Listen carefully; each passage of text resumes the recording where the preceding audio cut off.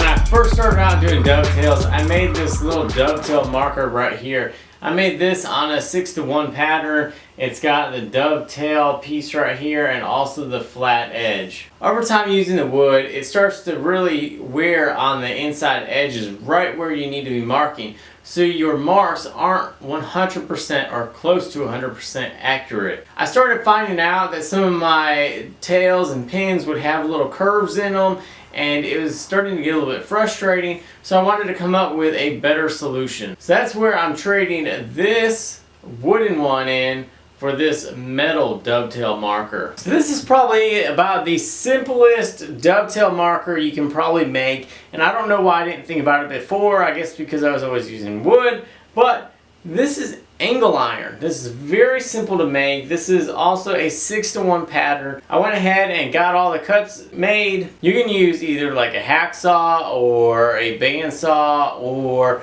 chop saw, or even what I'm going to be using, which is a Dremel tool. I'm choosing a Dremel tool because it has a thinner blade and can cut a little bit more accurate because I'm actually holding it and I can see the lines a little better. Let's go ahead and I'll show you guys exactly how to make one of these little dovetail markers. To begin with, you're going to want to try to figure out what kind of pattern you want to use.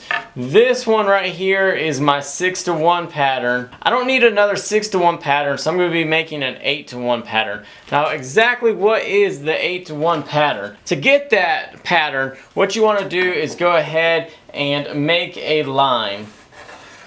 So I've got my line right here. Now my square is not 8 inches, so I've got a ruler right here that I'm going to be marking down to 8 inches.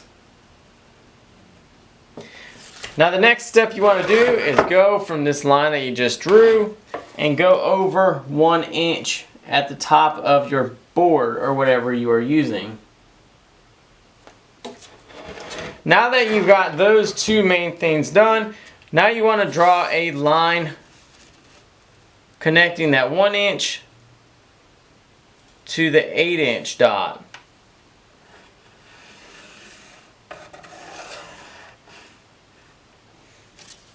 Now I've got a nice little angle right here. Next thing you want to do is grab your bevel gauge and simply put it on the top of your board.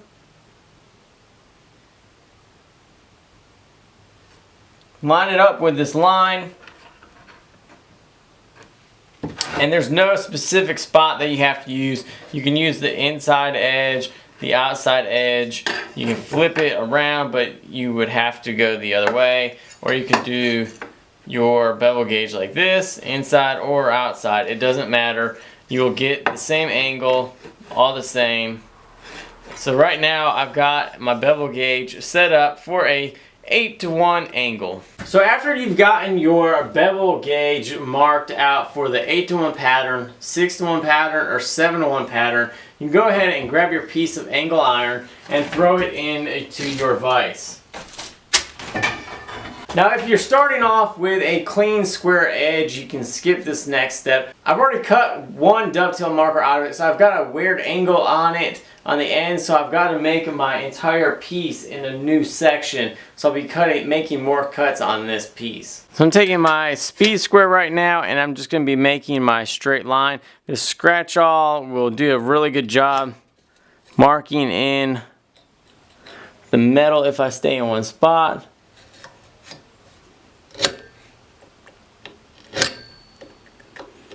And because this speed square has this little notch in it, I try to flip it around just to make sure that I get it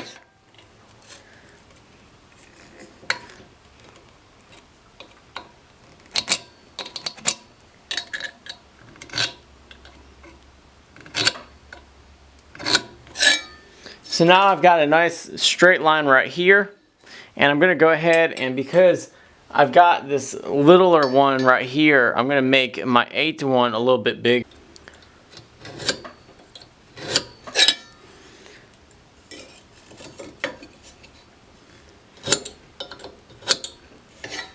Finish that off. So now I've got one line right here and one line right here.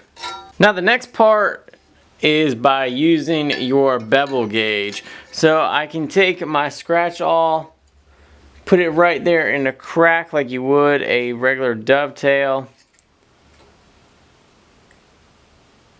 And it's right there.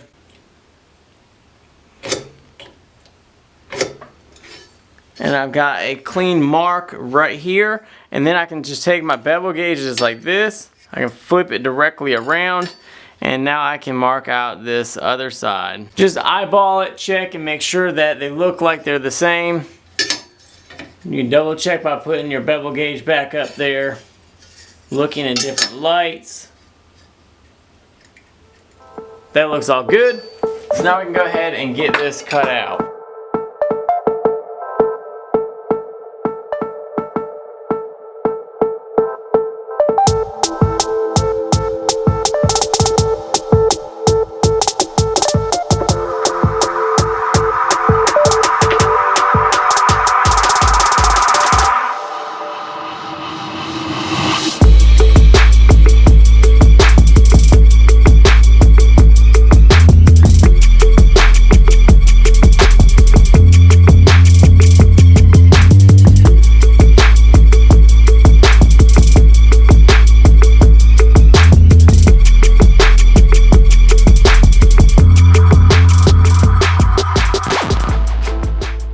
Now after you've gotten the two top pieces cut, you can go ahead and flip your angle iron around so that the two angle pieces are on top and you can cut those easier.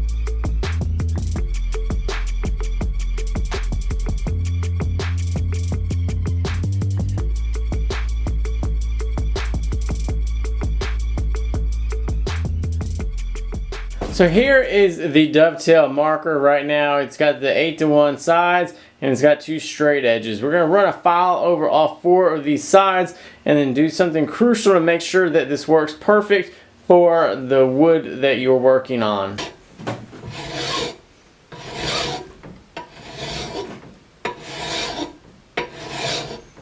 So now that you've gotten your angle iron completely filed, you make sure that the two sides are square to the front, and you can take your bevel gauge and just once again double check to make sure that you have the correct angles on here. And all of these look great. So the next part that you have to do, if you have ever looked at angle iron is a structural material.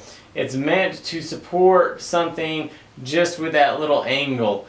If you had just two pieces just kind of butted up against each other, there'd be a weak point right here in the corner. So the way they fix that is by having a thicker corner. So when you go to put this on your piece of wood to use as a dovetail marker, it won't sit correctly. It'll rock because the inside corner is rounded. So the way that you get around that is by taking it once again in your vise and filing away that rounded corner. So now we have gotten a lot of the material worn away. You can see I don't have any right here in the crease in this corner. None on this edge, this edge, this edge, this edge, that edge, and this edge. You can also see now how I have gotten a square edge from filing down the inside corner. And this is originally what it looks like. So you can see how that inside corner is a little bit rounded. You can see it right there, how there's like extra material in that corner. So we needed to get that out. So you just use your file until you get that completely out and have all those edges visible with file marks. And now, because you typically don't want to just slice your fingers open while you're using this thing, I've just got some sandpaper and I'm just going really briefly over all the corners and edges and just making sure that I get all the little metal shavings off. Now that I've got it all sanded up, I'm going to go ahead and use some of this Rust-Oleum gloss enamel, and I'm just going to spray the outside. The inside I'm going to be putting paste wax because I don't want the paint on the wood.